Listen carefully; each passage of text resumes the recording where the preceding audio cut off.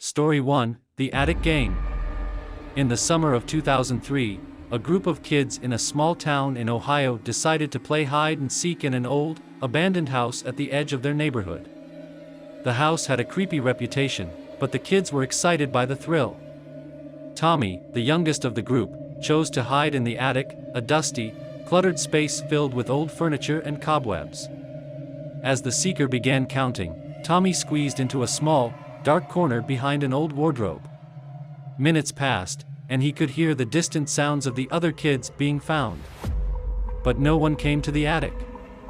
Suddenly, he heard faint whispering and the sound of footsteps on the creaky floorboards. Thinking it was one of his friends, he held his breath and stayed hidden. The footsteps grew louder and then stopped right in front of the wardrobe. The whispers intensified, but Tommy couldn't make out the words. He peeked out, expecting to see his friends, but the attic was empty. The footsteps resumed, this time moving away from the wardrobe. Terrified, Tommy bolted out of his hiding spot and ran downstairs, only to find his friends waiting for him outside. They had never come up to the attic. The kids never played hide and seek in that house again. Years later, Tommy learned that the house was once owned by a man who had gone mad and locked himself in the attic, where he eventually died. The whispers and footsteps he heard were said to be the ghost of the man, still wandering the attic, searching for a way out. Story 2: The Basement Horror. In 2010, a family in Michigan moved into a new home with a spacious basement. One rainy afternoon, the kids decided to play hide and seek indoors.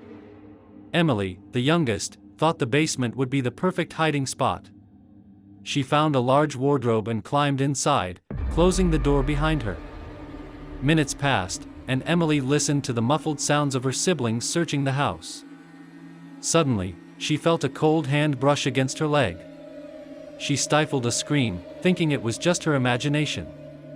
Then she heard breathing, slow and deliberate, right next to her ear. Emily burst out of the wardrobe, ran upstairs, and told her parents. Her parents dismissed it as a child's overactive imagination, but Emily refused to go back to the basement. A few weeks later, the family dog started acting strangely, barking and growling at the basement door. Concerned, Emily's father decided to investigate. He found an old, hidden room behind a false wall, filled with strange, occult symbols and old, decaying furniture. The family later learned that the previous owner was a recluse who practiced dark rituals. The basement was said to be haunted by the spirits he tried to summon. Emily's encounter in the wardrobe was just one of many strange occurrences that eventually led the family to move out. To this day, the house remains empty, a chilling reminder of the horrors that can lurk in the most unexpected places. Story 3: The Cemetery Game. In 2015, a group of teenagers in Louisiana decided to play hide and seek in an old, overgrown cemetery. The cemetery was rumored to be haunted, but that only added to the excitement. One of the girls, Jessica, chose to hide behind a large, crumbling tombstone. As the seeker began counting, Jessica settled into her hiding spot, trying to stay as still as possible. She heard the others being found one by one, but no one came near her. Suddenly, she felt an icy hand on her shoulder. She turned around, expecting to see one of her friends, but there was no one there. Jessica heard a faint whisper in her ear, saying, "You shouldn't be here." She bolted from her hiding spot, running through the cemetery as fast as she could. She found her friends at the entrance, all of them pale and shaken. They had all experienced similar encounters: cold touches, whispers, and shadowy figures lurking among the tombstones. The teenagers never returned to the cemetery.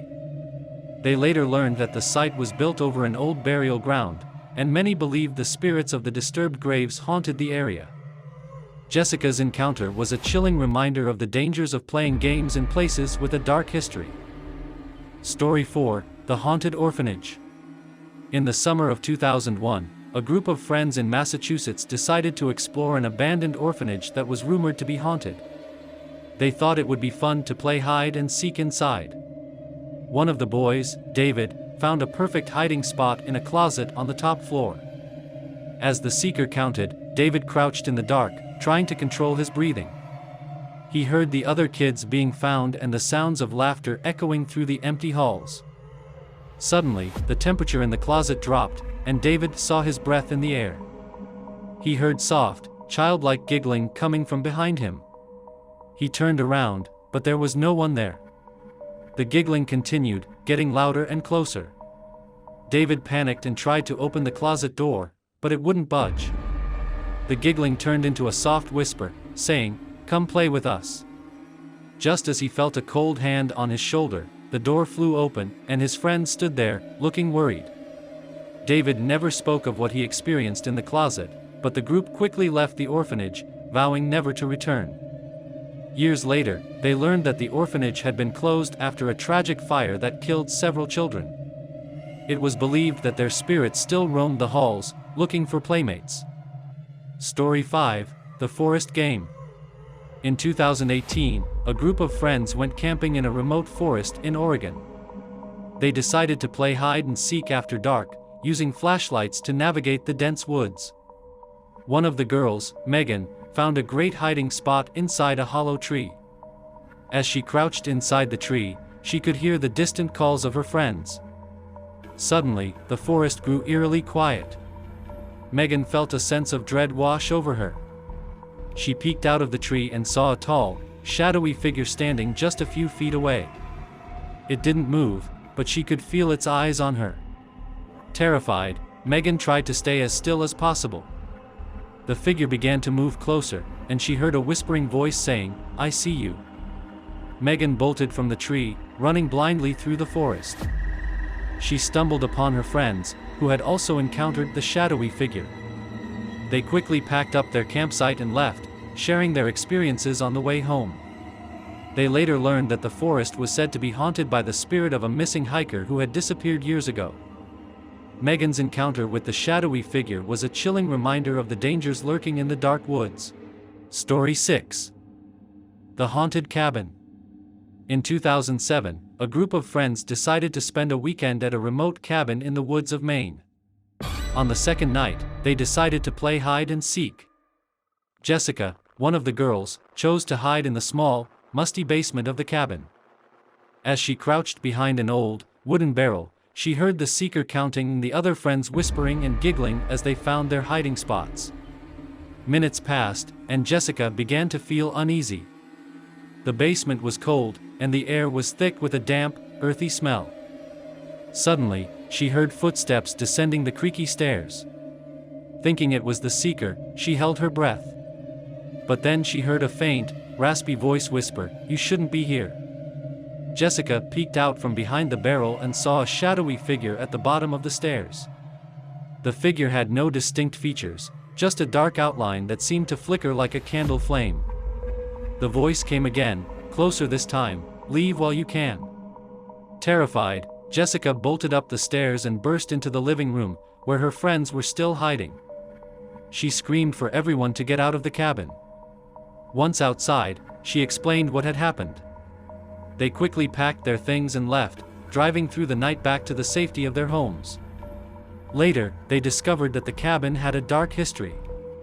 It was once owned by a recluse who was rumored to have practiced dark rituals in the basement. The shadowy figure Jessica encountered was believed to be the spirit of the recluse, warning intruders to stay away. None of them ever returned to the cabin, and the experience haunted Jessica for years.